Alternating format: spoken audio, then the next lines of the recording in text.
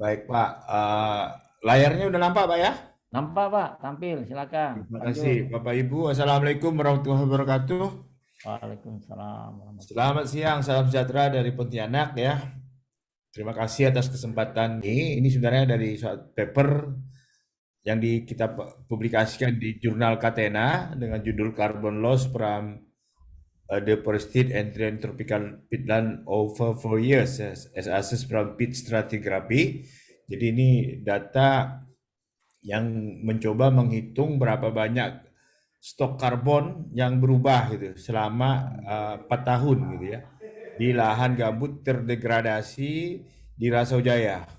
Baik, kita lihat ini singkat. Jadi pendahuluan, kita sudah tahu sebenarnya drainase dan perubahan peruntukan hutan rawa gambut itu menyebabkan degradasi. Di satu sisi memang ada mungkin keuntungan ekonomi di sisi yang lain ya.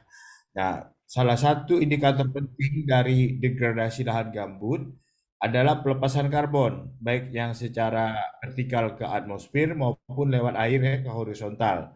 Nah, tapi di sini total pelepasan karbon aja yang dihitung, karbon stoknya saja, sesuai dengan tujuan tulisan kami atau artikel ini.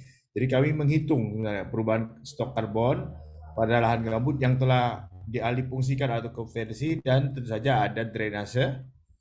Nah, kita lihat metode. Jadi penelitian ini dilaksanakan pada hutan gambut yang dialihfungsikan menjadi areal pertanian pada awal tahun 1970. Jadi ini memang program pemerintah dikaitkan dengan program transmigrasi ya. Jadi membuka lahan pertanian untuk transmigran waktu itu. Tapi kami mengambil sampel jauh lama kemudian yaitu tahun 2012 dan tahun 2016. Nah, kami mengukur secara detail ketebalan gambut dengan bor gambut. Kadang-kadang orang banyak tuh kalau kita lihat di YouTube ngebor gambut itu dengan tongkat, cepat. Sebenarnya kalau ngebor gambut pasti lama lah. Pasti perlu waktu dan dilakukan dengan detail, dengan alat bor yang tepat ya. Seperti bor gambut yang bisa diambil sampelnya dan dilihat substratum mineralnya gitu ya. Dan ini pekerjaan memang lebih lama, kadang-kadang agak sulit atau berat karena banyak kayu ya. Nah, kami mengebor jumlah plot sebanyak 24 plot, lalu kami ukur beberapa variabel yang penting dalam hal ini, yaitu bobot isi, total organik karbon, total nitrogen, dan juga kadar bahan organik. Nah, ini peta kawasan samplingnya. Ini kita lihat Sungai Kapuas, ini deltanya, Sungai Kapuas kecil yang di atas, di bawahnya Sungai Kapuas besar, tidak kelihatan ya. Nah, oke. Nah, ini Sungai Kapuas besar ya, sorry, ini Kapuas besar, bawahnya ini Kapuas kecil. Nah, di sini kita lihat sampling kita secara vertikal, kemudian sampling yang secara horizontal. Jadi ini yang merah ini adalah kubah gambutnya, oke, kubah gambut. Dan ini banyak sekali saluran drainase ya, karena udah di banyak kegiatan pertanian sejak tahun 70-an. Nah, dan berbagai tata guna lahan juga ada banyak sih semua belukar ya sedikit waktu itu tahun 2016 masih ada hutan sekunder, sekarang barangkali sudah makin berkurang. Kemudian tentu saja ada kelapa sawit ya Bapak Ibu. Nah, ini hasilnya. Pertama, perubahan ketebalan gambut ya. Rata-rata 265 cm tahun 2012. Kemudian menurun menjadi 2051 cm, 251, sorry, 251 cm tahun 2016. Nah, rata-rata subsiden kalau dihitung kurang lebih 3,8 cm per tahun ya. Ya kurang lebih sama lah dengan hasil orang lain. Nah, rata-rata stok karbon yang berubah pada tahun 2012 kami hitung ada 1.371 megagram karbon per hektar. Tahun 2016 hanya tersisa 1.253 megagram karbon per hektar. Diperkirakan kami hitung total pelepasan karbon sebanyak 118 megagram karbon per hektar, kurang lebih 31 megagram karbon hektar per tahun ya. Nah, menurut perhitungan, mungkin secara konservatif kita bisa menggunakan data subsiden, itu dihitung kurang lebih 22 jadinya. Lebih kecil gitu ya, lebih kecil. Mungkin ini indikasi bahwa kalau kita menggunakan pendekatan subsiden, tidak semua karbon yang hilang bisa terhitung gitu atau dapat kita hitung karena mungkin banyak faktor yang mempengaruhi. Nah, kemudian juga gambut dangkal itu cenderung melepaskan karbon lebih besar dibandingkan gambut yang lebih dalam ya, mungkin karena faktor dekomposisi ya. Terus penggunaan lahan juga berpengaruh ya terhadap variabilitas pelepasan karbon. Ini beberapa poin penting yang kami sampaikan di artikel tersebut. Mungkin detail yang lain masih ada, masih banyak juga ada datanya terlampir di sana ya. Nah, kesimpulan lahan gambut rusak atau terdegradasi menjadi pelepasan karbon dan ini menjadi isu penting sekarang dikaitkan dengan perubahan iklim. Sebenarnya bukan lahan gambut di Indonesia saja, termasuk lahan gambut di kawasan permafrost ya, yang esnya mencair itu juga akan mengalami degradasi. Kalau gambutnya degradasi oleh faktor apa saja, bisa faktor alami, bisa faktor karena ada manusia maka meningkatkan percepatan dekomposisi bahan organik dan menjadi sumber karbon. Kemudian tentu saja variabilitas atau kompleksitas pelepasan karbon ditentukan oleh berbagai faktor, antaranya ketebalan dan penggunaan lahan. Kemudian kami merasakan perlu detail lagi penelitian lebih lanjut ya untuk memahami pelepasan karbon dari lahan gambut yang rusak tersebut.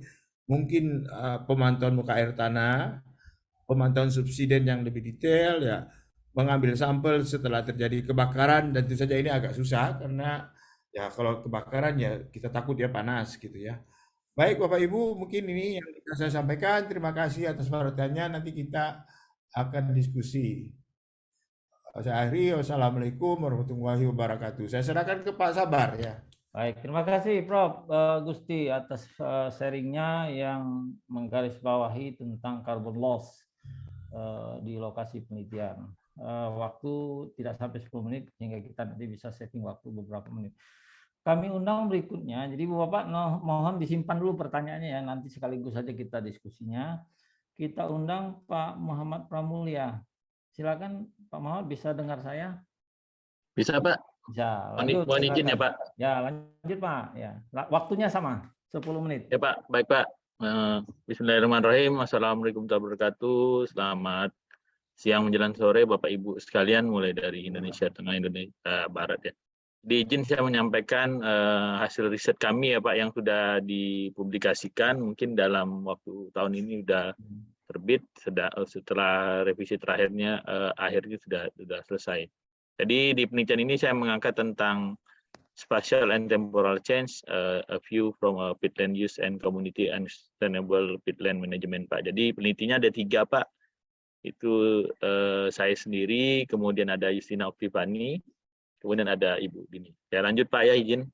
Lanjut Pak, silakan. Jadi terkait dengan degradasi lahan gambut itu ada beberapa hal yang menjadi perhatian pada saat penelitian, terutama tentang konservasi dulunya terkait dengan lahan gambut yang terdegradasi. Jadi memang ada beberapa hal di kawasan yang kami melakukan penelitian memang untuk beberapa lokasi ada yang dikonservasi, namun bukti di lapangan menunjukkan terjadi perubahan yang dulunya merupakan kawasan transmigrasi itu berubah menjadi yang dulunya masyarakat memperoleh lahan di perkarangan dan lahan usaha itu cenderung terjadi perubahan yang justru ditanami dengan tanaman komoditas kelapa sawit. Oke, jadi di dalam penelitian ini ada kombinasi, ada studi etnografi dan spasial analisis. Jadi kita mencoba mengkaji, melakukan beberapa interview dan pemetaan partisipatif Bapak Ibu. Jadi untuk melihat kira-kira sejauh mana pemahaman ya terkait dengan cara pandang konservasi di lahan gambut, kemudian terkait ekonomi, pembangunan ekonomi dan migrasi, kebijakan terkait dengan transmigrasi tadi. Ini lokasi yang dilakukan penelitian. Kami melakukan penelitian itu di Desa Permata di Kabupaten Kuburaya. Jadi lokasi ini ada satu pit dome ya atau ada kubah gambut, kemudian di dalam ini ada 2 grup community atau komunitas yang kita coba gali informasinya, terutama yang lokal tradisional, komunitas yang tradisional dengan yang ibaratnya state seperti yang transmigrasi, masyarakat lokal dan transmigrasi. Jadi ada 3 perusahaan yang coba kita lihat juga terkait dengan kelapa sawit, kemudian pabrik dan terkait dengan perusahaan industri atau HTI ya, hutan tanaman industri. Dari kemudian di situ juga kita melihat kira-kira perubahan penggunaan lahannya ya, beberapa tipe, ada yang pemukiman, agroforestry, ada yang karet, kemudian kelapa sawit, dan banyak juga jenis jenis tanaman lain ya yang berkembang di lokasi tersebut. Dari beberapa kegiatan yang kami lakukan, itu ada beberapa yang menjadi perhatian, terutama tentang elitnya siapa saja yang berperan di lahan gambut tersebut. Kemudian kita melihat transformasi dari mata pencarian masyarakat, kemudian aktor-aktor yang berperan ya Bapak Ibu, kemudian yang dilakukan sekarang itu bersifat sustainable atau unsustainable. Itu yang coba kita kemarin gali lebih jauh. Jadi memang ada beberapa hal yang menarik terkait dengan manajemen lahan, kemudian tentang perubahan yang cenderung ke arah monokultur, walaupun sebagian tetap menggunakan konsep agroforestry tadi. Jadi dari beberapa penelitian terkait dengan peranan elit di transformasi lahan gambut, memang yang menjadi perhatian memang justru terkait dengan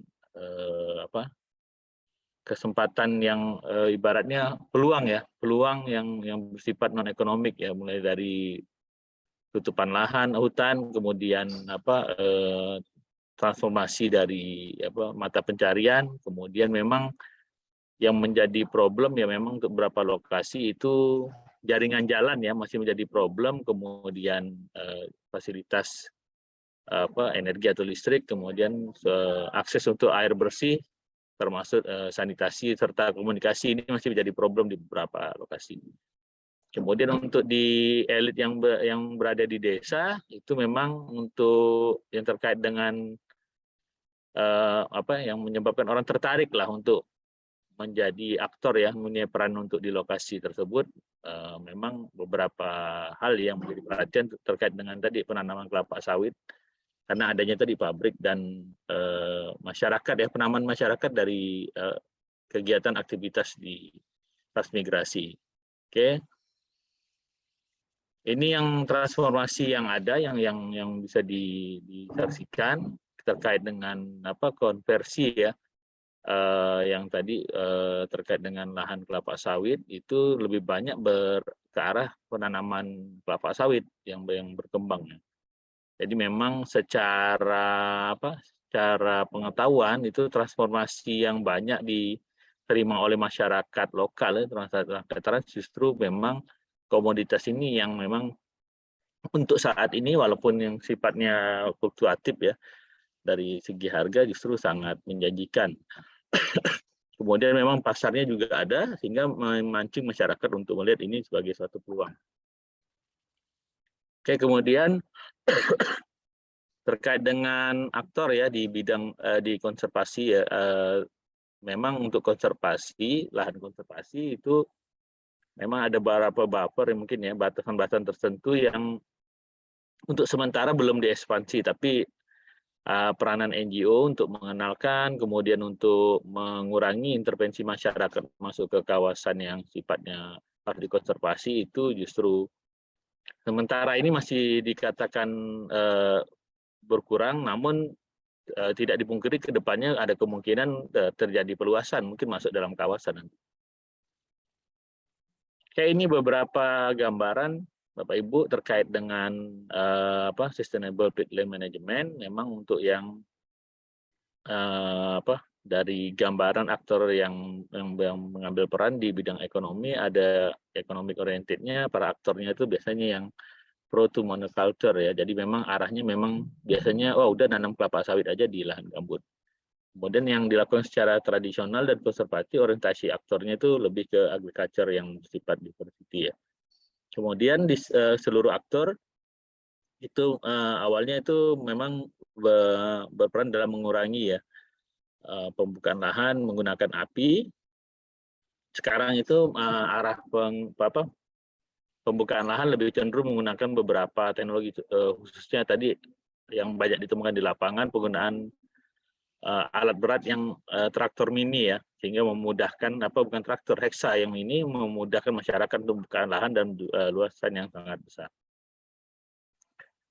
Oke, kemudian terkait dengan sustainable peatland management itu memang sementara masih menghindari ya penggunaan api untuk membuka lahan, cuman yang terjadi justru tadi kalau yang dikhawatirkan kalau penggunaan alat berat itu justru akan menyebabkan terjadi pemadatan pada lahan gambut, kemudian mungkin merubah sifat hidrologi dari lahan gambut. Kemudian memang untuk sementara hampir semua masyarakat itu memahami memang kalau di dalam pemampatan lahan gambut itu memang harus dilakukan kanal blocking ya untuk menghindari tadi. Karena sampai saat ini masih sering terjadi kejadian atau terutama kebakaran ya. Nah, kalaupun terjadi banjir memang harus lakukan pengaturan.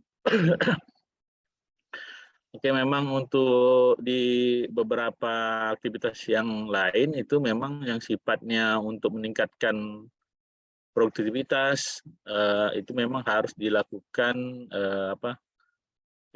pengaturan yang lebih baik, terutama saat ini yang banyak ditemui di lapangan itu masyarakat yang membuka lahan untuk lahan gambut itu masih terjebak pada informasi bahwa ternyata bibit sawit yang digunakan untuk sementara ini kalau kita berdasarkan hasil diskusi dan berdasarkan hasil temuan di lapangan itu masih banyak yang menggunakan bibit yang palsu sebenarnya. Walaupun aspal lah asli tapi terlihat seperti palsu tapi terlihat seperti barang yang asli ya. Kemudian memang terkait dengan informasi penggunaan pupuk itu masyarakat masih sangat terbatas informasinya. Sampai saat ini mereka masih beranggapan bahwa tanaman kelapa sawit itu masih ada opsi tidak dilakukan pemupukan secara kimia. Intinya dari penelitian yang dilakukan Bapak Ibu, intinya kita berharap untuk melihat sudut pandang ya dari aktor-aktor yang menggunakan lahan gambut di lapangan terkait dengan bagaimana mereka melakukan aktivitas ya, terutama terkait tadi yang merubah konsep dari yang sifatnya intercropping ke monoculture sih. Itu yang sebenarnya yang sedang kita gali lebih jauh. Mungkin sementara itu dulu Pak Sabarudin. Terima kasih. Assalamualaikum warahmatullahi wabarakatuh. Selamat siang menjelang sore. Baik, terima kasih Pak Pramulya. Pas 10 menit ya. Kita undang narsum berikutnya. Mohon Pak Pramulya di share screen-nya ditutup terlebih dahulu. Baik, terima kasih. Kita undang pembicara ketiga, Pak Alpian. Tadi Pak Pramulya menggambarkan tentang kaitan antara sistem manajemen lahan gambut dengan perubahan menurut skala waktu maupun skala ruang. Baiklah, kita dengarkan paparan dari Pak Alpian. Silakan Pak Alpian. Pak Alpian masih mute, Pak Alpian. Terima kasih atas kesempatannya. Salam sehat semuanya Bapak Ibu. Saya senang bisa ikut berdiskusi hari ini. Saya bisa sprint screen ya ini ya. Bisa ya? Share screen Pak, silakan Pak. Ya, start. Saya buka dulu ya. Mudah-mudahan bisa.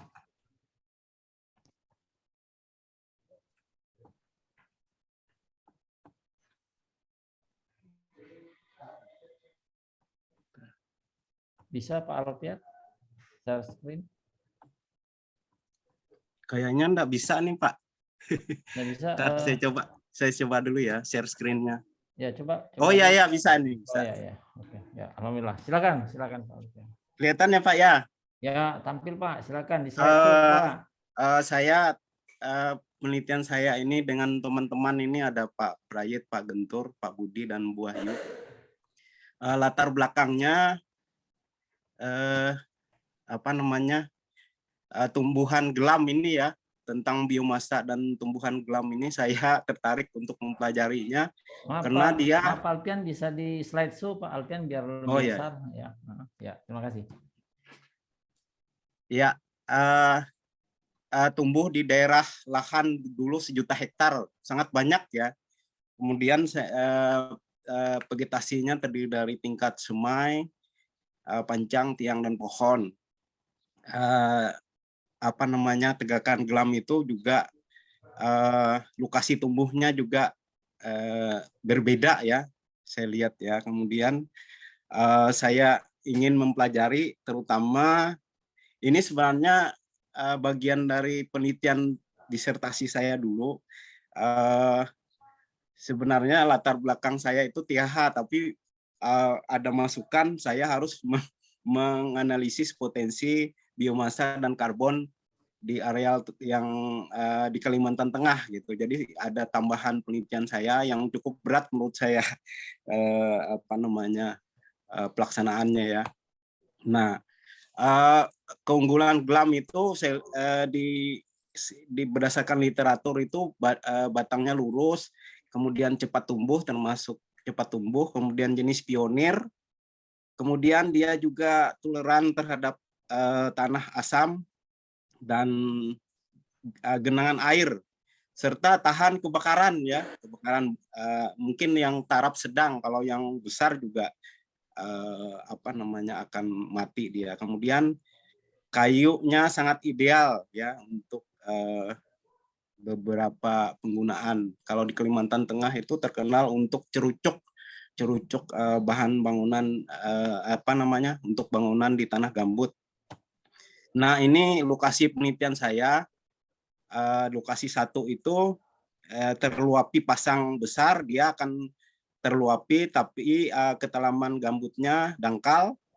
Kemudian yang kedua itu lokasinya tidak terluapi air pasang, tapi air tanahnya kurang dari 50 cm dengan kriteria gambut sedang.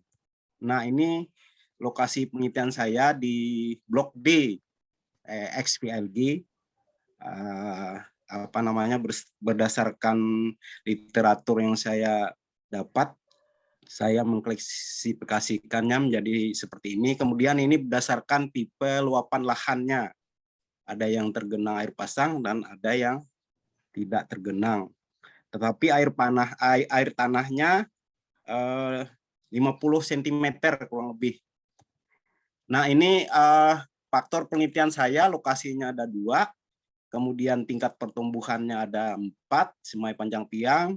Kemudian saya juga ingin melihat di bagian organ pohonnya gitu. Jadi akar, batang, cabang, daun, bunga, buah itu saya ingin lihat distribusi biomasanya. Nah, dari kegiatan penelitian ini saya mendapat persamaan volumetrik untuk menduga tadi biomasa dan karbon, kemudian biomasa tegakan gelam dan karbon tegakan gelam. Nah, ini sampel-sampel yang saya ambil, saya mengambil sampelnya itu dengan diameter yang sama ya, dengan diameter yang sama supaya biasnya mungkin kurang tidak banyak ya, karena saya parameter untuk menyamakan sampel yang saya ambil untuk saya destruktif ya. Ini sistemnya destruktif, lumayan capek ini karena saya harus terutama bagian akar itu yang sulit saya, karena harus dicabut secara utuh gitu. Dari tingkat tiang dan pohon itu yang memakan tenaga besar dan banyak juga memakan biaya. Nah, ini saya juga survei inventarisasi. Dari hasil inventarisasi 2 lokasi itu masing-masing 5 hektar, saya memperoleh data seperti ini, distribusinya.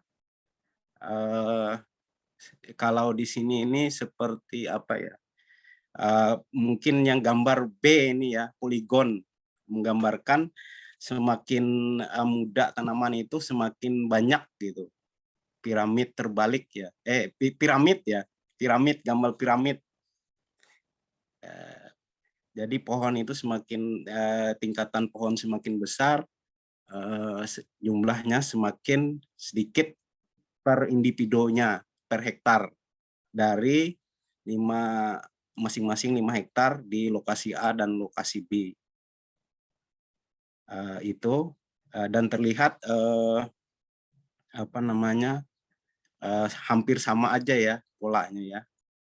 Nah, ini persamaan habis sampel itu saya ambil sampel masing-masing, itu saya dapat persamaan seperti ini alometrik untuk hubungan diameter dan biomasa itu dapat persamaannya ini.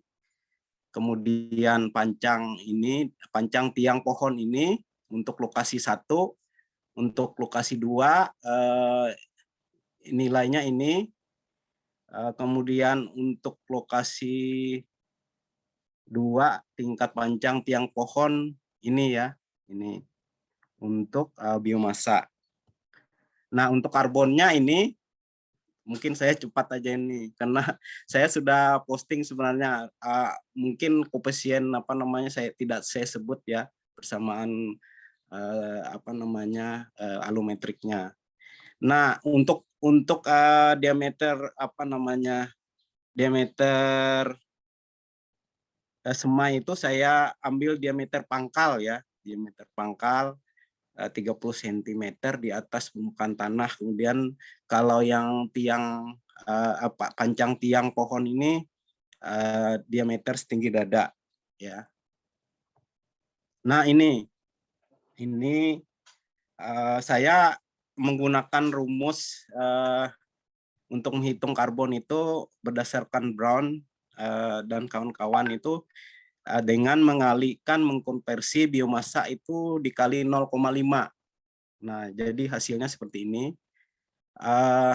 Terlihat di sini lokasi 1 itu biomasanya itu 131,578 ton per hektar. Sedangkan lokasi 2-nya lebih besar 147,233 ton per hektar. Demikian juga yang CO2 ini juga saya konversi berdasarkan rumus Morikawa dengan 3,66 dikali dengan karbon gitu ya. Saya menggunakan rumus-rumus yang simpel aja karena saya yakin ini sudah diteliti juga oleh peneliti, jadi membuat konstanta atau ini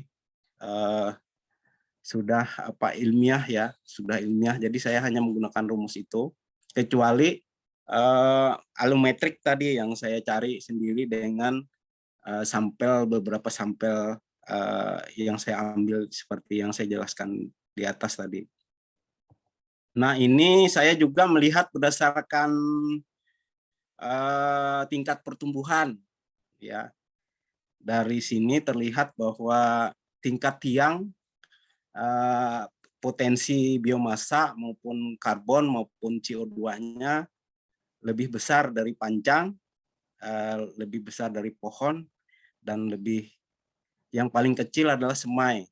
Jadi tingkat yang paling banyak itu tingkat tiang, kemudian tingkat panjang nomor 2-nya. Sedangkan pohon itu jarang ya, karena diameter gelam yang 20 up itu sangat sulit ditemukan gitu. Jadi sangat sedikit. Jadi sehingga potensinya di sini itu cukup banyak, itu tingkat tiang dan tingkat panjang. Itu berdasarkan distribusi potensi biomasa karbon dan karbon dioksida gelam di lokasi penelitian saya ini ya. Nah, ini berdasarkan bagian batang juga saya buat distribusinya juga. Tentang sebaran persentase atau potensi ton per hektarnya ya, ton per hektarnya ya. Di sini tampak bahwa yang paling besar itu biomasa karbon dan karbon dioksida itu terdapat pada bagian batang. Kemudian yang kedua itu akar, yang ketiga itu cabang, kemudian yang keempat itu daun, kemudian buah dan bunga yang paling sedikit distribusi biomasa karbon berdasarkan organ pohon.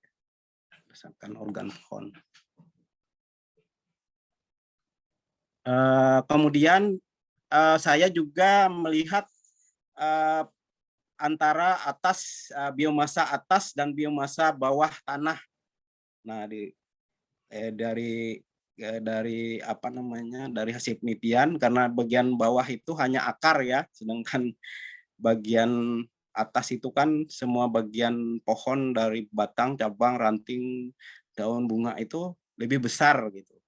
Jadi perbandingannya seperti ini kira-kira ya, apa namanya, datanya ya, apa namanya, polanya sama, untuk biomasa karbon dan dioksida sama juga, yang paling besar adalah bagian atas,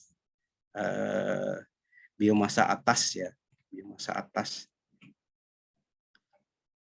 Karena saya konvensi aja ini, maksudnya yang karbon tadi berdasarkan rumus yang Brown tadi cuma biomasa dikali 0,5 ya, berarti setengahnya ya, setengahnya data biomasa. Kalau ini 3,67 tadi ya, dari karbon seperti itu. Jadi datanya seperti ini. Nah, satu yang menarik, saya juga disuruh melihat gimana sih kondisi tanahnya. Ternyata secara umum sama ya. Persingkat Pak Alpian. Ya, kondisi nya sama, kecuali kalium tersedia itu sangat banyak di lokasi 2. Nah, itu saya menduga ini karena ini dugaan saya ya. Kalau lokasi 2 itu memiliki potensi biomasa dan karbon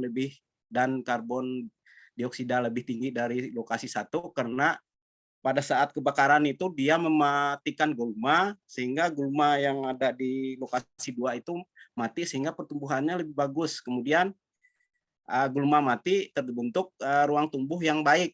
Kemudian pada waktu kebakaran, karena dia akan tidak tergenang air itu ya, jadi apa namanya, mungkin tingkat kebakarannya sedang, sehingga ada terbentuk arang dan abu. Nah, berdasarkan literatur, abu itu banyak mengandung unsur K, gitu. Salah satunya unsur K. Nah, itu yang membuat hasil penelitian saya ini yang seperti saya bilang tadi, tinggi pada lokasi 1.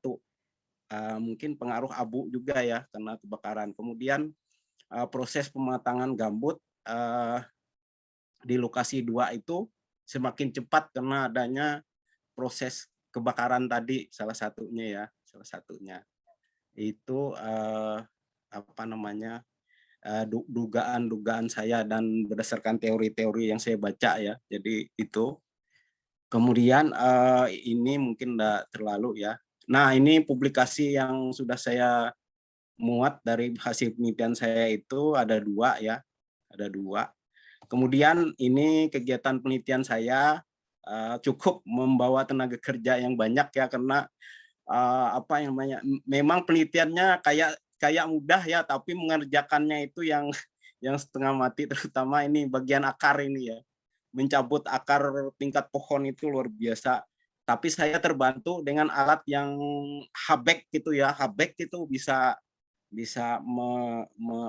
mengangkat akarnya ya. Ada alat, terbantu saya. Kalau nggak ada itu mungkin saya nggak bisa menghitung biomasa akarnya ini. Nah, ini maaf Pak Alpian, bisa di ini Pak Alpian. Ya, sebentar Pak. Ya. Ini YouTube saya ya. Kalau mau lihat hasil penelitian saya ini banyak. Saya punya channel YouTube Alpian Merankusin. Apa namanya, tentang kegiatan penelitian saya ini saya upload juga di YouTube. Ini akun saya. Itu saja Pak. Saya rasa, mohon maaf nih terlalu asik saya ngomong. Terima kasih Pak Moderator. Baik, terima kasih Pak Alpian atas sharingnya tentang carbon stock di biomasa gelam. Mohon maaf Pak Alpian, bisa ditutup share screen-nya sehingga bisa kita Ya Pak. Ya. lanjutkan. Baik, terima kasih. Kita undang narasumber yang keempat, Pak Randy M. Iqbal. Silakan Pak Randy. Waktunya sama 10 menit Pak Randy ya. Baik, terima kasih. Saya izin share screen ya Pak. Ya, lanjut Pak. Silakan. Sebentar. Baik, terima kasih Bapak Ibu. Selamat sore. Mungkin topik saya tidak directly langsung ke isu gambut ya, tapi mungkin saya akan berbicara terkait emisi untuk konversi emisi CO menggunakan katalis. Ini sebenarnya banyak proses kimiawi sekali dan juga ini adalah riset basic dasar yang kami publikasikan di Material Science Forum Q3 pada tahun 2018 lalu. Itu sedikit berbicara tentang emisi CO2. Memang salah satu yang banyak menyumbangkan itu adalah dari kendaraan bermotor, di mana pada tahun 2012 itu menurut data bahwa per kilometernya kita menggunakan mobil itu sama dengan emisinya ada 118,5 gram emisi yang keluar ke udara, dan ini juga terkait emisi CO ini akan mempengaruhi bagaimana terjadinya perubahan iklim, dan ini juga akan didukung oleh goal ke-13 dari SDGs yang kita berfokus terhadap bagaimana mencegah atau bagaimana melakukan tindakan preventif terhadap perubahan iklim sendiri. Nah, ketika kita berbicara emisi, ada beberapa tipe-tipe ya di dalam proses pembakaran fuel biasanya. Nah, ini saya mengambil contohnya di dalam ketika batu bara itu dibakar secara sempurna ya. 1 ton batu bara itu ya ketika dibakar itu ekuivalennya dengan pelepasan 2,7 ton CO2 ke udara ya, sekitar 2,7. Nah, apabila pembakarannya tidak sempurna ya maka akan ekuivalennya terhadap sebanyak 5,1 CO2 yang lepas ke udara. Nah, ini juga equal. Jadi kenapa ketika pembakaran tidak sempurna itu meningkatnya sangat tinggi, karena di situ ada pelepasan, ada terbentuknya gas karbon monoksida yang lebih sangat berbahaya. CO2 ini juga akan berdampak terhadap peningkatan atau nilainya ekuivalen dengan 5,1 ton CO2 yang dilepaskan di udara. Jadi riset yang kami fokuskan itu adalah bagaimana kita mengoksidasi CO ya dari gas buang atau dari pembakar itu menggunakan katalis yang lebih murah, karena pada proses di catalytic converter ini ketika di bagian mobil atau sepeda motor Bapak Ibu punya namanya sistem catalytic converter yang nantinya akan merubah zat-zat yang dari pembakaran tidak sempurna itu menjadi gas yang pada pembakaran sempurna. Memang outputnya adalah CO2, cuman pelepasan CO ke udara itu jauh lebih berbahaya dibandingkan dengan pelepasan CO2 ke udara. Dan ini menggunakan katalis dari keluarga, umumnya menggunakan katalis dari keluarga platina PGM ya, keluarga platina ya, PT, PD, yang ini harganya lebih mahal. Jadi penelitian kami menggunakan MnO2 yang disupport oleh mineral zeolit ya, yang yang kami gunakan. Jadi mungkin ini adalah beberapa hasil penelitian kami terkait karakterisasi. Ini sangat kimiawi sekali ya, bahwa ini sudah sukses membuat material ini. Ini juga terkait morphological-nya ya, secara kita melihat ceramic structure dari material yang kami sintesis, bentuknya suitable dengan beberapa literatur yang terdahulu, dan ini juga masih terkait sifat-sifat kimiawi ya, karakterisasinya terkait bagaimana textural property dan juga parameter pori dari material yang digunakan dalam proses katalitik.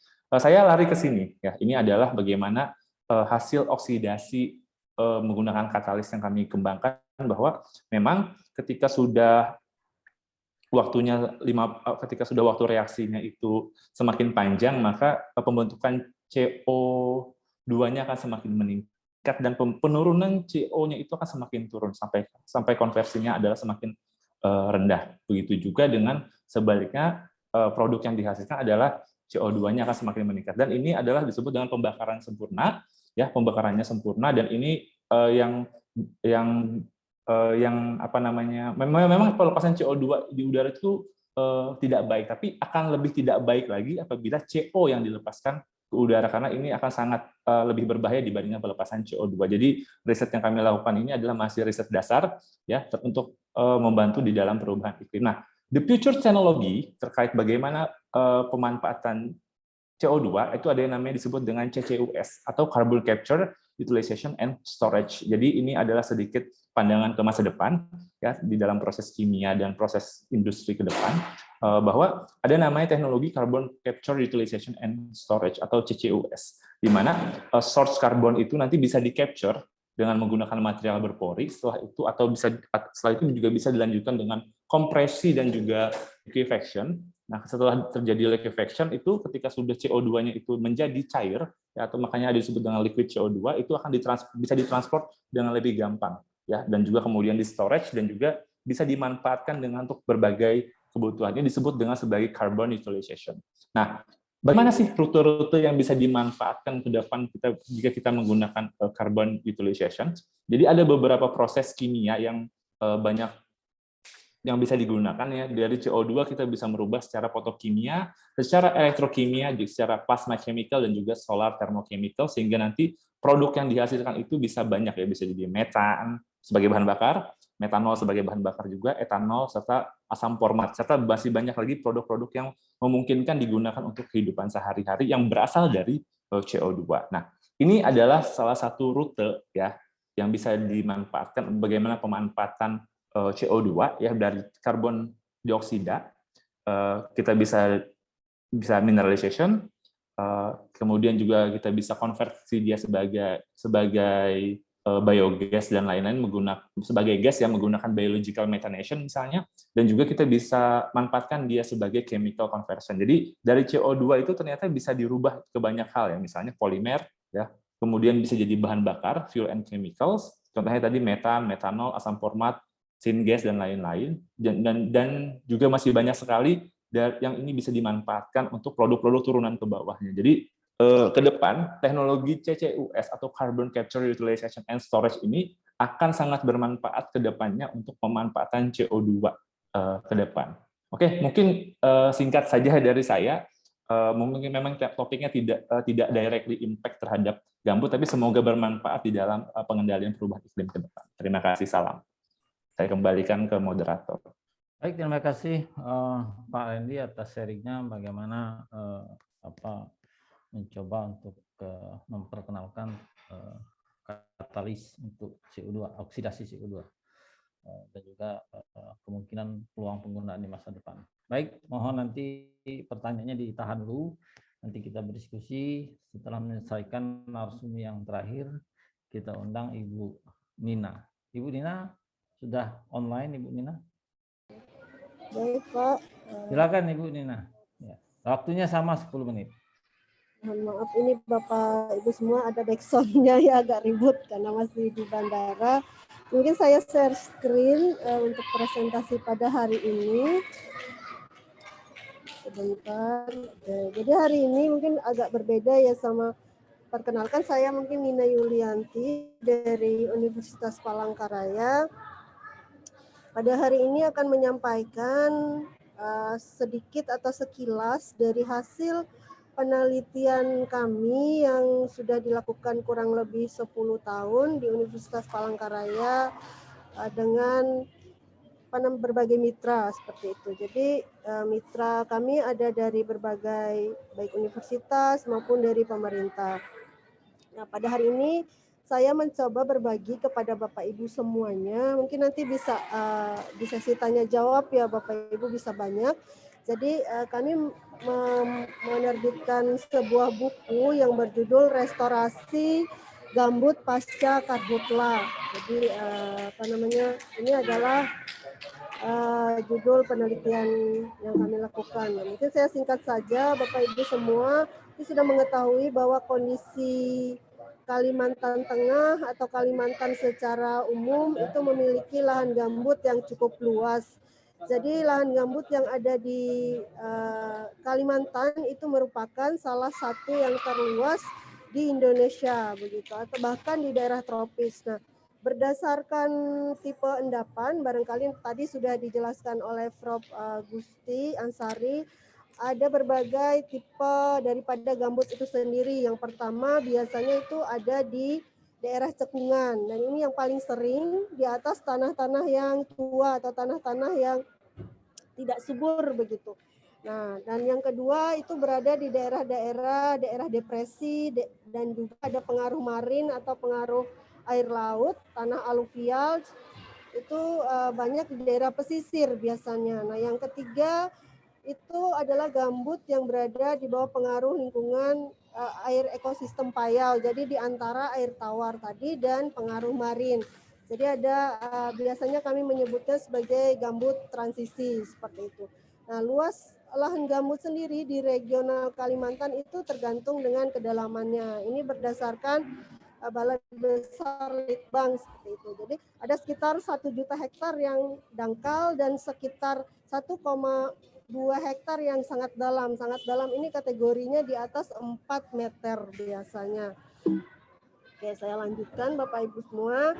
Nah, sesuai dengan judul presentasi yang di depan tadi, kami mau mengulas sedikit tentang kondisi kebakaran hutan dan lahan gambut seperti itu. Kita semua mungkin sudah tahu dan sudah melihat berbagai berita baik di media massa, media televisi maupun dari penelitian-penelitian sesama rekan peneliti terutama yang concern di Kalimantan dan di lahan gambut itu menyatakan bahwa kebakaran yang terjadi di lahan gambut baik lahan yang non hutan maupun lahan hutan seperti itu sangat besar terjadi setiap dan hampir setiap tahun begitu. Bahkan nanti mungkin kami jelaskan terakhirnya tahun berapa. Nah, di penelitian atau di buku kami ini, kami coba membagikan menjadi 3 periode, yaitu sebelum tahun 2014, kemudian pada saat tahun 2014, 2015, kemudian pada tahun 2018, 2019. Nah, ketiga periode tersebut sangat terpengaruh oleh kemarau yang panjang yang diakibatkan oleh pengaruh daripada El Nino.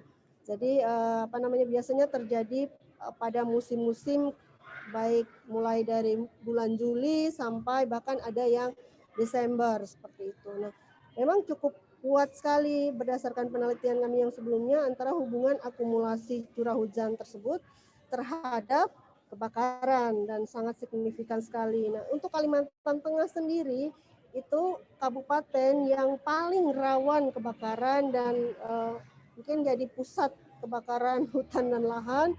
Itu sebelum tahun 2014 ada di satu kabupaten yang namanya Pulang Pisau. Pulang Pisau itu berada di selatan dari Kota Palangkaraya. Kalau Bapak Ibu pernah berkunjung ke Kota Palangkaraya, ibu kota Kalimantan Tengah, tinggal menuju ke arah selatan akan ketemu yang namanya Kabupaten Pulang Pisau. Nah, itu adalah daerah yang cukup rawan kebakaran gambut. Ketika kami mencoba membagikan antara gambut dan non-gambut, kebakarannya memang mayoritas di lahan gambut. Dan ada lagi yang wilayah cukup terkenal juga di Kalimantan Tengah yang mungkin berhubungan dengan penggunaan lahan yang lainnya, yaitu Kabupaten Kota Waringin Timur. Nah, kabupaten ini adalah rumah atau center daripada budidaya suatu perkebunan homogen ya, tanaman yang homogen. Mungkin saya tidak menyebut satu tanaman, tapi Bapak Ibu mungkin sudah tahu. Nah, kita tidak menuduh bahwa perusahaan selalu membakar, tetapi itu bisa jadi di luar lahan perusahaan, bisa terjadi di lahan masyarakat atau terjadi di hutan. Gitu. Sangat luas sekali. Nah, mungkin ini tidak terlalu terlihat ya Bapak Ibu, tapi ini adalah kondisi kebakaran pada tahun 2015. Ketika kami mencoba menganalisis selama mulai dari tahun 2010 sampai 2020, begitu ternyata yang paling parah kebakarannya adalah 2015.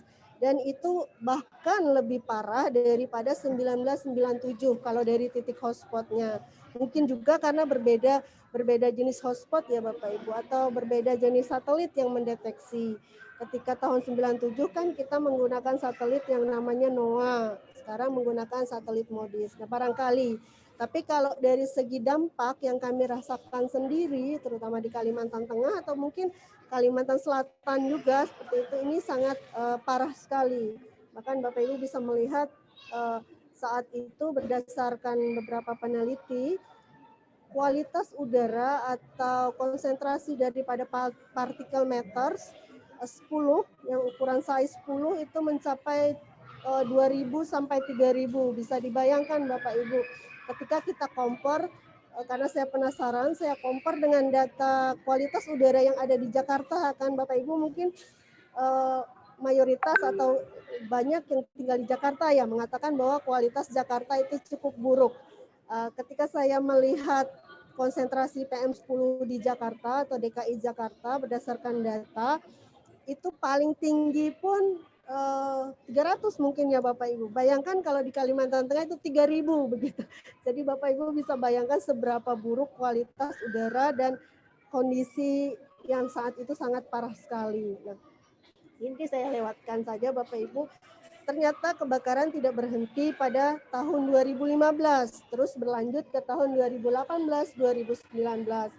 Dan hampir 5.000 hektar utamanya di Kota Palangkaraya itu terbakar. Nah, ini cukup menarik, ada fenomena yang cukup menarik Bapak Ibu semua tahun 2018 2019.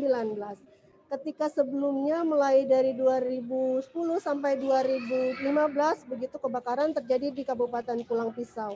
Tetapi pada tahun 2019 kebakaran itu yang paling parah di Kota Palangkaraya. Nah, cukup menarik sekali. Mungkin ada motif-motif lain tetapi kita belum menganalisis lebih dalam Bapak dan Ibu, tetapi ini adalah fenomena yang cukup menarik begitu, signifikan sekali Kota Palangkaraya. Kalau Bapak Ibu lihat di sini, ini adalah Kota Palangkaraya. Jadi 2019 waktunya 1 menit ya Bu ya. Nah kemudian waktunya 1 menit Bu ya, maaf ya. Kalau kita lihat bagaimana sih usaha pemerintah untuk merestorasi lahan gambut itu sendiri sudah ada, terutama dengan peraturan pemerintah seperti itu pada tahun 2016 dan 2020 sudah ada 2 peraturan yang mengakomodir restorasi lahan gambut terutama pasca kebakaran. Yang itu sekarang program-programnya sudah berjalan di semua, saya rasa untuk yang gambut itu di Kalimantan Barat dan Kalimantan Tengah, Kalimantan Selatan, sedangkan untuk mangrove sendiri ada di Kalimantan Timur dan Kalimantan Utara begitu, yang jadi prioritas daripada restorasi. Nah, banyak metode-metode yang dilakukan pemerintah, tetapi ada 3 yang mayoritasnya yaitu kita semua tahu mungkin Bapak Ibu yang ada di berfokus pada penelitian lahan gambut tahu bahwa ada 3 metode yang dilakukan pemerintah, yaitu pembasahan, kemudian revegetasi atau penanaman kembali, dan juga pemulihan ekonomi melalui berbagai usaha-usaha bersama masyarakat seperti itu. Bu Nina, mohon maaf Ibu Nina, waktunya habis Bu Nina. Yang ada ini kita bisa melihat ada yang berhasil, ada yang belum, ada yang mungkin sedang berjalan. Nanti kita bisa diskusi bersama Bapak Ibu, mungkin Bapak Ibu yang dari provinsi lain misalnya Kalsel, Kalbar atau Kaltim punya begitu atau mungkin dari Sumatera atau Papua punya metode yang baru atau metode yang inovatif untuk merestorasi gambut, itu kita bisa diskusikan bersama. Nah, mudah-mudahan bisa menjadi masukan untuk pemerintah. Maaf Ibu Nina, waktunya habis Bu Nina. Ini hanya ada 3 Bu ini Nina, mohon maaf Bu Nina, bisa dipercepat Bu Nina ya, waktunya. Ini sudah yang terakhir Pak.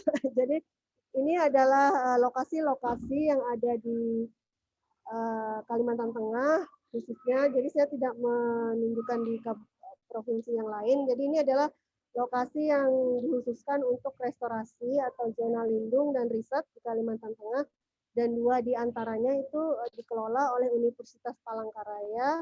Dan barangkali kalau Bapak Ibu punya waktu dan kesempatan untuk berkunjung ke Universitas Palangkaraya dan melihat seperti apa restorasi, memang tidak berjalan 1-2 tahun ya Bapak Ibu, tapi berpuluh tahun dilakukan untuk memulihkan gambut kembali pada kondisi yang alami.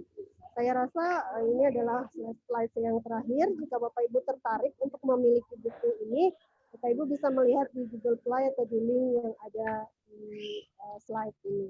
Terima kasih untuk Bapak Ibu semua dan terima kasih untuk atensinya. Saya kembalikan ke Bapak Moderator.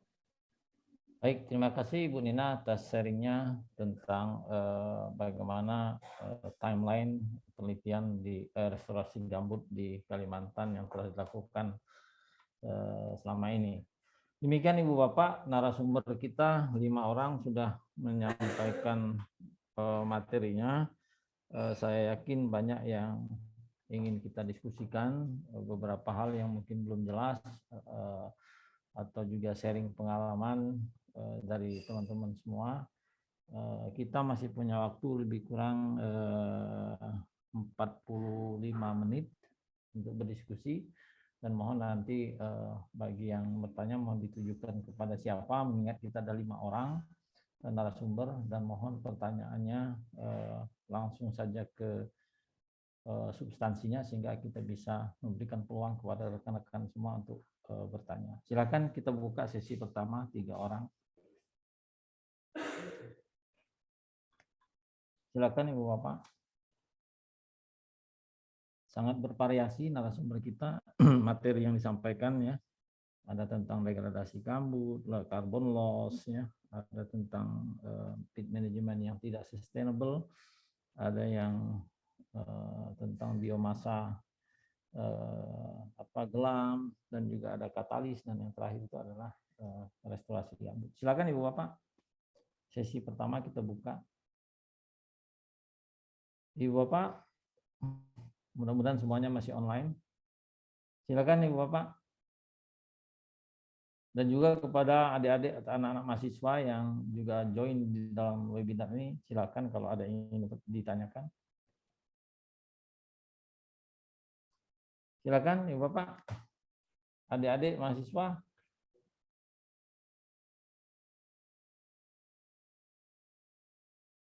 Silakan. Bisa langsung raise hand. Tadi ada raise hand kalau tidak salah. Jenny ya. Kalau sekilas tadi. Atau siapa ya? Silakan. Langsung saja open mic dan sampaikan pertanyaannya kepada siapa. Ini menarik nih materinya. Carbon loss. Bagaimana kaitannya misalnya? Ya, silakan Pak Pramulya ya. Dari ya, izin nih Pak. Ya, Saya boleh Pak. bertanya ya Pak? Ya, silakan Pak. Silakan Pak. Izin bertanya ke Bu Nina ya Pak ya, pemateri Nina, terakhir silakan. tadi Pak. Ya. Terkait dengan penelitian yang sudah dilakukan Bu Nina, kan udah hampir 10 tahun ya. Ada beberapa literatur yang saya baca lah beberapa tahun terakhir itu ternyata restorasi rewetting itu bukan solusi sebenarnya Pak dalam kasus untuk merestorasi gambut. Saya tidak tahu apakah di dalam 10 tahun itu Bu Nina melihat ada beberapa lokasi yang menunjukkan fenomena setelah direstorasi dengan rewetting ternyata justru tidak terjadi perbaikan pada gambut tersebut gitu. Mungkin justru harus ada pendekatan lain ya untuk memperbaiki lahan gambut tersebut. Itu sementara itu sih Pak, dari Pak. Terima kasih Pak. Baik, terima kasih Pak Pramulya. Waalaikumsalam warahmatullahi wabarakatuh. Mohon ininya Pak Pramulya, raise-nya diturunkan nanti. Capek tangannya diangkat terus. Baik, masih ada yang lain? Baru satu? Belum ada? Kalau belum ada, kita undang dulu Ibu Nina untuk menanggapi pertanyaan dari Pak Pramulya. Silakan Ibu Nina. Baik Pak, terima kasih untuk Pak Sabarudin dan Pak Pramulya ya untuk pertanyaannya. Mungkin ini kalau pengalaman kita, kebetulan background saya sendiri kan di ilmu tanah ya Pak ya, jadi lebih ke material gambutnya. Nah memang kalau dari beberapa riset saya, kalau dikatakan ada yang berhasil, ada yang tidak, tentu pasti ada. Karena kalau hanya cuman pembasahan, itu tidak akan bisa mengembalikan kondisi gambut yang semula. Karena ada dua yang kita mau kembalikan, ini ada ekosistemnya. Ekosistem itu yaitu pohon, binatang, biodiversitas, atau si gambut atau si tanahnya sendiri. Nah, untuk memulihkan yang pembasahan itu kan selama ini berpikirannya kalau kita basahi maka gambut itu akan basah dan bisa menjadi media untuk pertumbuhan pohon-pohon, tanaman-tanaman yang alami gambut. Ternyata kalau kita lihat gambut itu juga ada masa, kalau misalnya barang nih Pak, ada masa expirednya. Jadi kalau dia udah expired, kalau kita bilang kalau sudah mencapai kondisi kering tak balik seperti itu, dia tidak akan bisa menyerap air. Nah itu yang biasanya meskipun dibasahi ya dia paling hanya banjir, tapi tidak bisa menjadi kembali subur atau bisa menumbuhkan vegetasi-vegetasi alami begitu. Jadi memang harus dibantu lagi dengan misalnya pemberian amelioran atau pemupukan untuk membantu pertumbuhan dari si tanamannya sendiri. Kalau kita bicara parameternya tumbuhan ya untuk yang tumbuh di lahan gambut. Nah, kalau hanya dia dibasahi begitu toh tentu tidak akan menjadi solusi ya, malah mungkin banjir. Akan malah satu lagi berdasarkan riset salah satu teman kami itu menimbulkan satu emisi metan lagi gitu kalau dia tergenang gitu. Jadi emisi CO2-nya berkurang, malah emisi metannya yang meningkat begitu kalau tidak ada vegetasi yang tumbuh. Nah, jadi harus berimbang sih antara revegetasi dan rewetting. Jadi tidak bisa hanya satu sendiri-sendiri begitu. Nah, kalau untuk inovasi yang lainnya untuk membantu ya tadi mungkin ditambahkan amelioran atau ditambahkan material yang bisa menyuburkan gambut sendiri atau mengaktifkan gambut. Jadi si gambut ini kan kalau sudah kering tak balik itu kan tidak aktif lagi seperti kayak misalnya kalau tanah itu sendiri kan ada tangan positif, tangan negatif yang biasanya itu berfungsi untuk menangkap unsur hara dan memberikannya ke tanaman. Nah, kalau tangannya itu putus, itu harus dikasih tangan yang baru, ya tadi dengan amelioran atau dikasih mineral-mineral atau dikasih hal yang lainnya. Mungkin itu juga bisa jadi solusi ya untuk pemerintah meskipun selama ini tidak banyak orang melakukan, tetapi untuk Kalimantan Tengah sendiri yang sudah ditambah amelioran itu adalah salah satu lokasi yang namanya Kalampangan. Kalampangan itu adalah wilayah pertanian. Jadi dulu berdasarkan historical risetnya gambutnya itu dicampur dengan mineral dari gunung berapi sehingga jadi bagus begitu. Nah mungkin itu tapi cost-nya cukup mahal ya kalau kita campur dengan mineral terutama dari gunung berapi itu kan sangat tinggi mineralnya. Nah, mungkin ada hal-hal yang lain seperti kompos atau penambahan material lain yang bisa bermanfaat seperti itu. Nah, itu yang mungkin salah satu yang pernah dikatakan. Ya, terima kasih. Ternyata memang rewetting sendiri tidak bisa, harus dikombinasi ya Pak. Mungkin itu yang dari saya kembalikan ke Pak Sabarudin. Ya, baik Bu Nina, terima kasih atas penjelasannya. Ini ada Pak Janila, Bapak atau Ibu ya? Jani Raharjo, mohon maaf kalau salah-salah. Silakan. Ingin bertanya kepada siapa nih? Si Pak Moderator. Ya, silakan Pak Jani, silakan. Jani Raharjo. Saya ingin mengelaborasi apa yang tadi disampaikan oleh Pak Gusti. Ini Pak Gusti termasuk guru saya mengenai terjadinya land atau peatland subsidence di Rasojaya. Prof. Gusti mungkin bisa dielaborasi kira-kira faktor apa yang sekian tahun itu dominasinya penyebab dari land subsidence.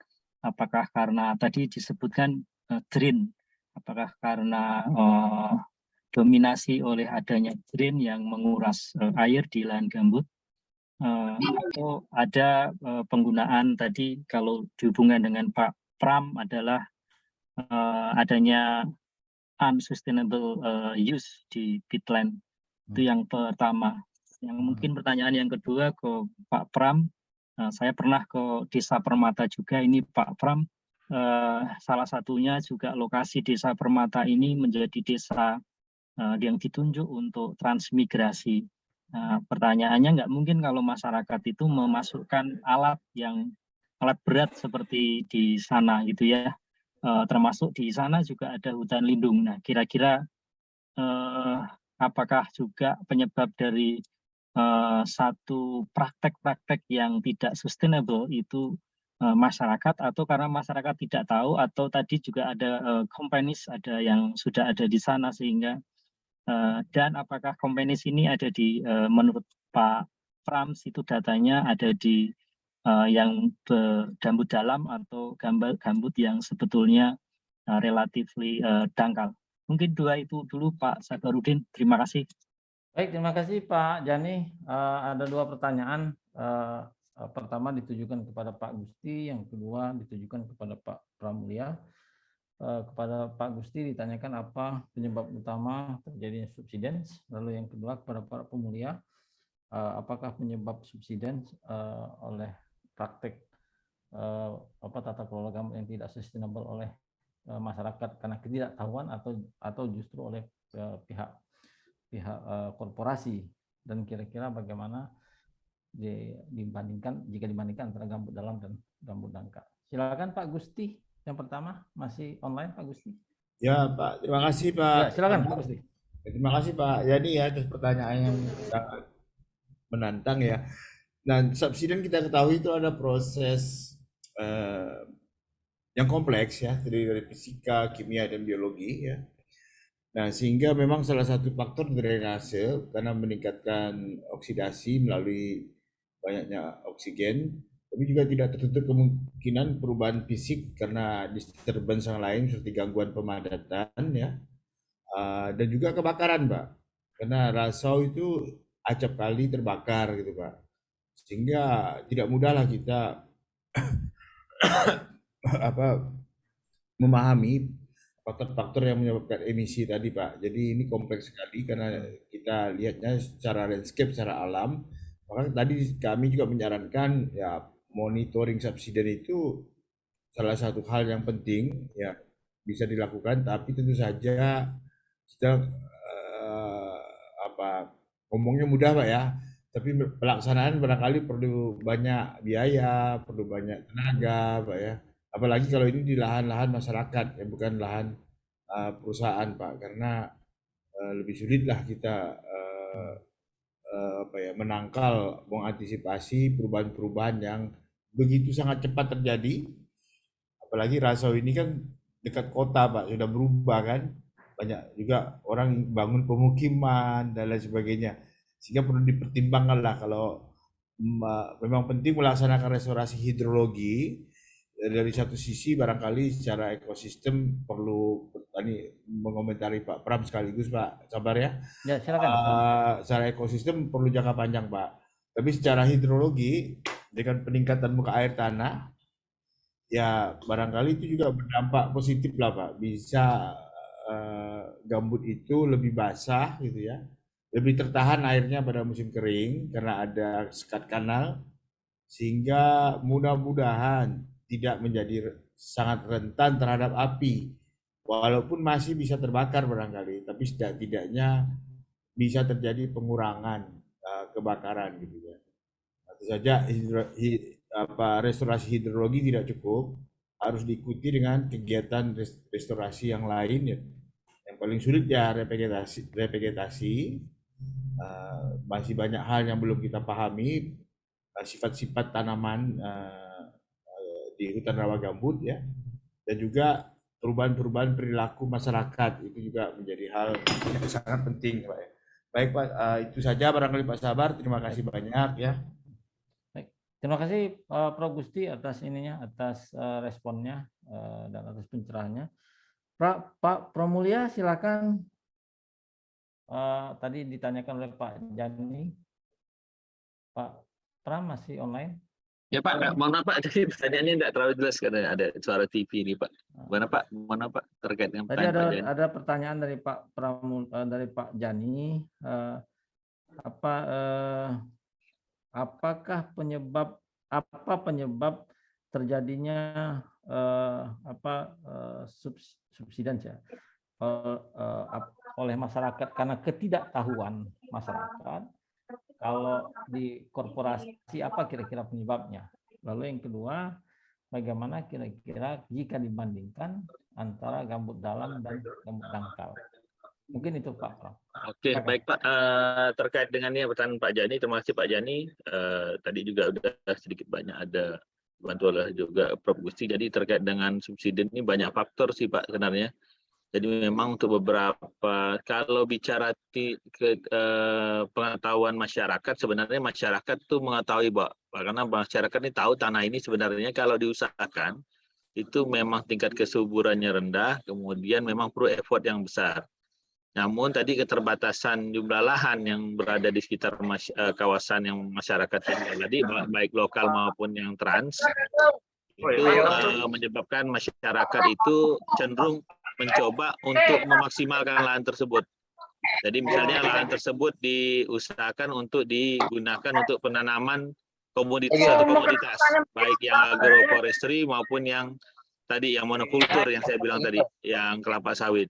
Nah, jadi terkait dengan bagaimana mereka membuka lahan, itu yang sebenarnya memang beberapa hal yang masyarakat sebenarnya kalau dibilang tidak punya pengetahuan itu punya, cuman memang ada keterbatasan informasi, mungkin ada informasi yang tidak sampai terkait dengan kalau membakar tidak Pak sebenarnya. Masyarakat tahu konsekuensi membakar sekarang. Hampir semua udah tahu kalau membakar maka mereka akan dikenakan sanksi dan lain-lain. Tapi terkait dengan membuka lahan kemudian dengan membuka saluran drainase kanal itu sebenarnya yang sedikit banyak masyarakat belum terlalu paham bahwa ini perlu pintu air, kemudian ini perlu pengaturan muka air tanah dan lain-lain. Itu memang masyarakat tidak sampai ke sana. Ada beberapa yang mungkin sudah mendapatkan informasi itu melakukannya gitu. Kemudian terkait dengan pemadatan itu kalau fenomena sekarang yang terjadi seperti saya di slide yang saya paparkan itu sekarang Pak akses untuk masyarakat membuka lahan menggunakan alat berat tadi yang saya bilang mini hexavator itu sangat mudah karena biayanya terjangkau, kemudian jumlah hari atau waktu yang bisa dialokasikan untuk membuka lahan 2 hektar itu lebih cepat Pak. Makanya masyarakat berpikir kalau hanya mengeluarkan 6 juta untuk mengolah 2 hektar, mereka merasa itu sangat murah sekali dibanding harus membayar misalnya jumlah tenaga kerja tertentu yang waktunya jauh mungkin lebih lama. Itu yang salah satu faktor penyebabnya sih terkait dengan pemadatan ya. Mungkin kita khawatir, tapi itu kemarin saya tidak jadi concern sih Pak. Hanya bagian kecil dari riset ya, pada saat riset itu yang terlihat ya. Kemudian kalau bicara tentang tadi yang kubah gambut yang berada di sekitar kawasan, kita agak menduga kalau seandainya nanti jumlah lahan ini udah makin terbatas, kan masyarakat tidak akan memilih lahan yang misalnya tidak subur, kemudian sering banjir Pak. Justru akan berpindah ke lokasi yang tadi saya bilang, walaupun dia tahu ini lahan gambut, walaupun dia ini tahunya kubah gambut, asal aksesnya ada kemungkinan itu mereka akan beralih ke lahan tersebut untuk dimanfaatkan. Karena tadi keterbatasan seperti Pak Gusti juga sampaikan, ini sekarang kan jumlah penduduk bertambah, jadi jumlah kebutuhan masyarakat lahan bertambah sehingga menyebabkan pilihan untuk menggunakan lahan yang ada itu salah satunya ya lahan gambut, walaupun itu lahan gambut dalam, mereka akan berpikir wah ini kalau tidak dimanfaatkan dengan mencari informasi tertentu mereka akan satu saat akan ke sana mungkin nanti. Mungkin itu sementara dulu Pak Sabarudin, terima kasih. Baik, terima kasih Pak Pram atas penjelasannya. Mudah-mudahan tergambar dengan jelas ya Pak Jani ya. Silakan kita buka sesi berikutnya, kita masih punya waktu. Kalau masih ada yang ingin ditanyakan, silakan Ibu Bapak. Atau sudah cukup? Ibu Bapak, teman-teman semua silakan kalau masih ada. Mumpung ini narsum kita masih bisa online ya. Dan siap untuk memberikan, untuk sharing apa-apa yang ingin Bapak Ibu tanyakan, silakan. Ada Ibu Bapak atau cukup? Ya, Pak, ini ada Ibu Fitriyanti ya, Ibu Fitriyanti, silakan. Darussalam Ambon, silakan Ibu. Baik, terima kasih Pak. Saya ingin bertanya ke Bapak yang terkait dengan menganalisis potensi biomasa dan karbon di tumbuhan gelam tadi, Pak. Oh, gelam, ya. Okay. Yang ingin saya tanyakan di sini terkait dengan berapakah jumlah sampel destruktif yang digunakan untuk masing-masing tingkatan vegetasinya itu, Pak. Kan banyak itu kira-kira untuk masing-masing tingkatan vegetasi itu jumlah sampel destruktifnya itu berapa banyak. Kemudian itu tidak dilakukan uji karbon ya Pak, hanya dengan menggunakan menggunakan faktor konversi yang dari Brown itu ya, kalau tidak salah tadi saya tidak salah tangkap. Mungkin ini secara teknik yang ingin saya tanyakan terkait dengan dalam melakukan pengambilan sampel secara destruktif tadi, apalagi di akar itu ya, prosesnya seperti apa, bisa dijelaskan mungkin, karena kan pastinya tingkat kesulitannya cukup tinggi karena ya berada tadi di lahan gambut dengan untuk proses pengambilan akarnya itu Pak, minta tolong untuk dijelaskan. Kemudian untuk tadi pada histogramnya itu untuk biomasa dan karbon sampel yang dari bagian bunga itu kan yang paling kecil ya. Apa tidak juga dilakukan hubungannya dengan waktu berbunga, bisa jadi Pak Alfian ya kalau tidak salah tadi mengambil sampel untuk bukan pada waktu tumbuhan gelam itu berbunga, itu juga mungkin dipertimbangkan dalam hal mengkuantifikasi biomasa dan karbon masing-masing organ tanaman. Ya, itu saja mungkin. Terima kasih. Ya, baik, terima kasih Bu Fitrianti. Pak Alfian masih online, Pak Alfian?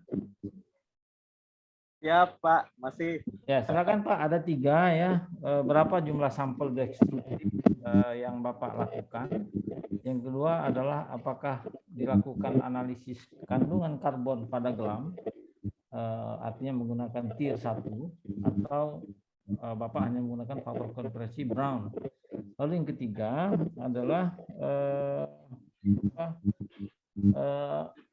tadi di data disajikan bahwa stok karbon yang terkecil itu ada pada bunga.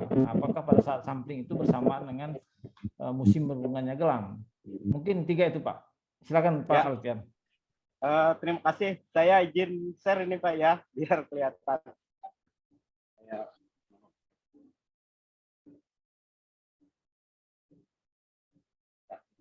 Silakan Pak. Ya. Nah, ya. Saya langsung ke sampel. Ya, singkat, padat, ini Bu. Pak. Singkat dan padat Pak. Ya, ini sampel saya Bu. Di slideshow Pak Alfian supaya lebih besar karena kecil. Ya.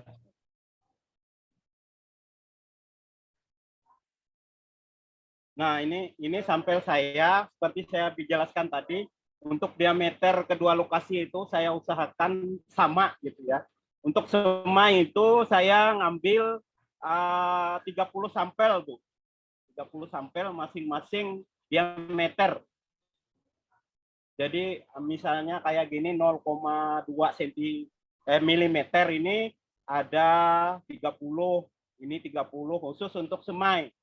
Tetapi untuk panjang hanya 5, tiang 5, pohonnya 5 gitu. Jadi masing-masing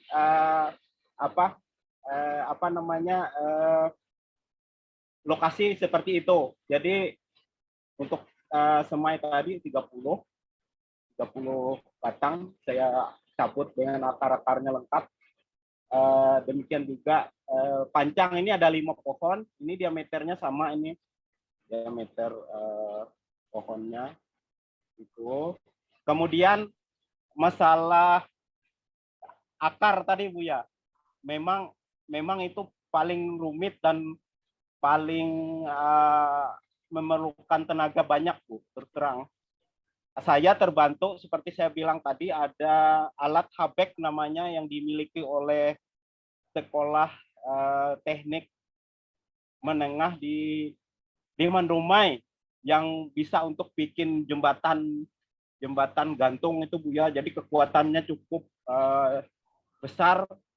Jadi pohon itu direbahkan dengan cara ditarik gitu. Jadi kalau yang pohon yang besar itu yang volume besar, misalnya pohon itu ada yang naik, terus saya ada alat dari kawat baja itu ya, ikat di atas, kemudian cari penumpu alat itu untuk membuat dia jadi apa ya, rebah gitu ya, rebah.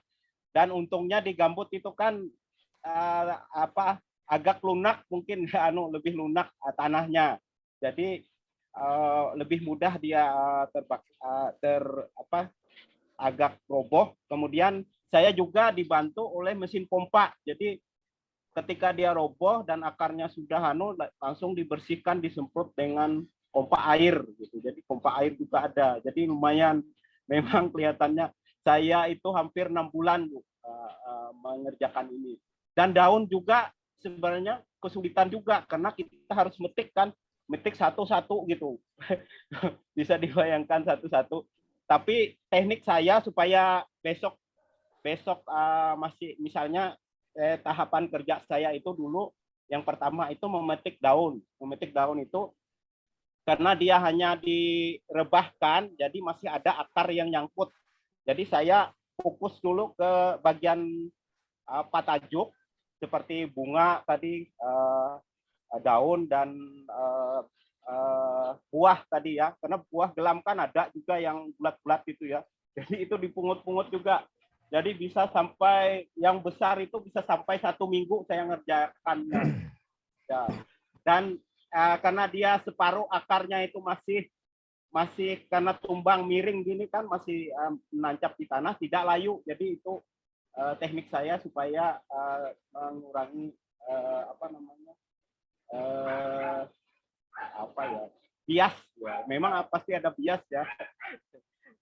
Tapi saya ingin mempelajari distribusi biomasa tadi berdasarkan 2 lokasi tadi, kemudian berdasarkan tingkat pertumbuhan, ada semai, panjang tiang pohon, dan juga organnya.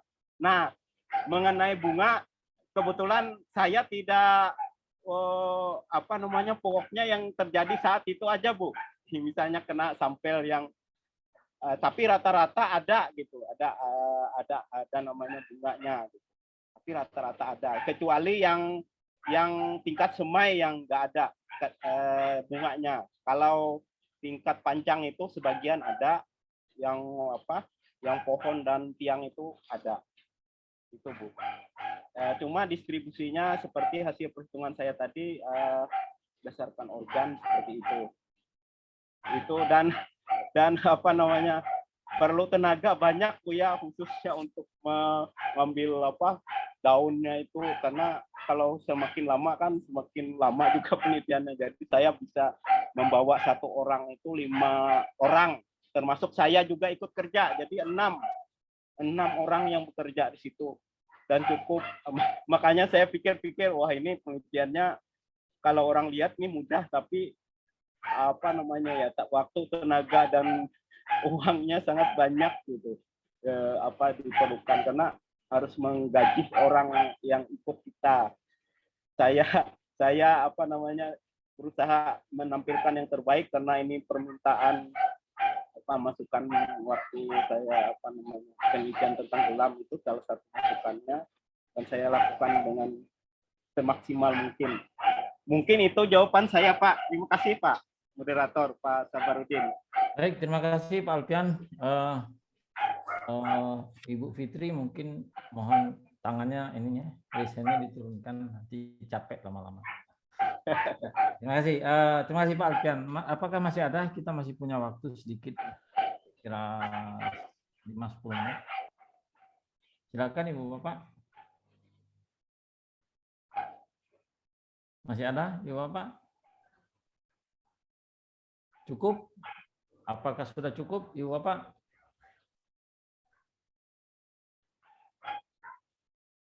Mungkin cukup ya Ibu Bapak ya. Baik, kalau tidak ada lagi, kita sampaikan terima kasih kepada 5 narsum yang telah meluangkan waktu untuk berbagi kepada kita semua, dan mudah-mudahan informasi-informasi yang kita terima pada hari ini semakin memperkaya wacana kita dalam memahami gambut khususnya, dan juga dalam memahami bagaimana upaya-upaya mitigasi emisi gas rumah kaca ke atmosfer. Untuk itu marilah kita berikan apresiasi yang setinggi-tingginya kepada 5 narasumber ini atas sharing informasinya sore hari ini. Dan saya sebagai moderator mengucapkan dan mohon maaf jika dalam memandu acara ini ada hal-hal yang kurang berkenan, dan tentu dengan harapan bahwa kita semua dalam keadaan sehat walafiat. Demikian akhiri sesi paparan dan sesi diskusi pada sore hari ini.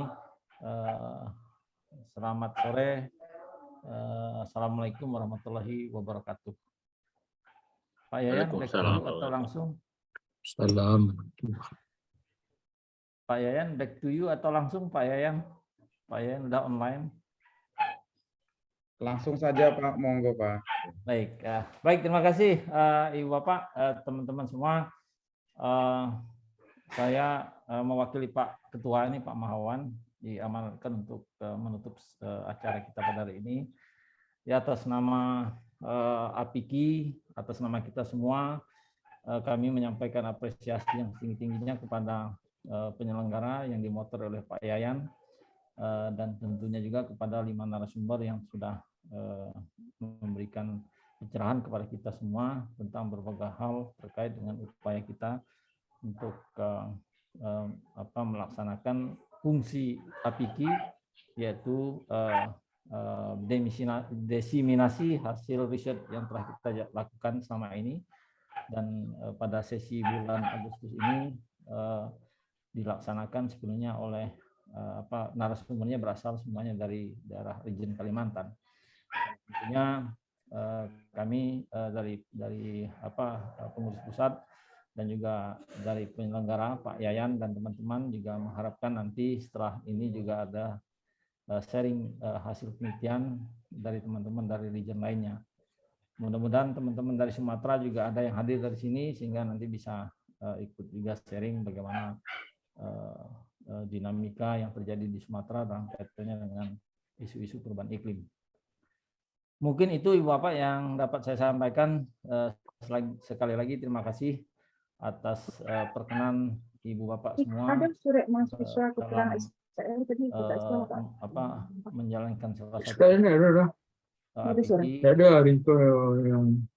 untuk melakukan sesuatu yang positif bagi Indonesia dan juga bagi masyarakat di tingkat tapak.